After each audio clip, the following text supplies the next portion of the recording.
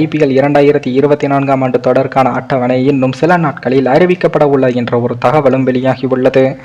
உலக கிரிக்கெட்டையே திரும்பி பார்க்க வைத்த IPL தொடர் 16 சீசன்களாக முடிவடைந்து தற்போது 17வது சீசன் தொடங்க உள்ளது. இதற்கான மினி ஏலம் கடந்த டிசம்பர் மாதம் 19ஆம் தேதி துபாயில் நடத்தப்பட்டது. இந்த நிலையில் தான் வருகின்ற IPL சீசன் எப்போது தொடங்கும் என்றும் அட்டவணை எப்போது ரிலீஸ் ஆகும் என்ற சந்தேகம் ரசிகர்கள் மத்தியில் எழுந்துள்ளது. இதற்கு காரணம் ஏப்ரல் முதல் மே மாதம் வரை பாராளுமன்ற தேர்தல் நடைபெறும் என்பதால் அட்டவணையை அதற்கு ஏற்றாறு போலதான் அமைக்க முடியும். மேலும் 2009ஆம் ஆண்டு IPL போட்டி தென்னாப்பிரிக்காவில் நடத்தப்பட்டது. அதே போல இந்த முறையும் மாற்றப்படுமா என்ற கேள்விகளும் எழுந்துள்ளது.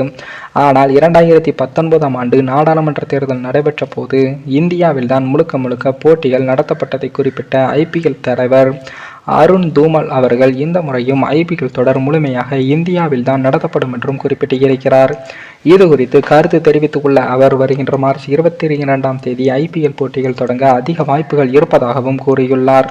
எனினும் அட்டவணையின் முதல் 15 நாட்களுக்கான போட்டிகள் தான் இடம்பெறும் என்றும் குறிப்பிட்டுள்ள அருண் தூமல் அவர்கள் தேர்தல் அட்டவணை வெளியிடப்பட்ட பிறகுதான் எஞ்சியுள்ள போட்டிகளை அதற்கு ஏற்றார் போல மாற்றியமைத்து அட்டவணையை வெளியிடுவோம் என்றும் கூறியிருந்தார்.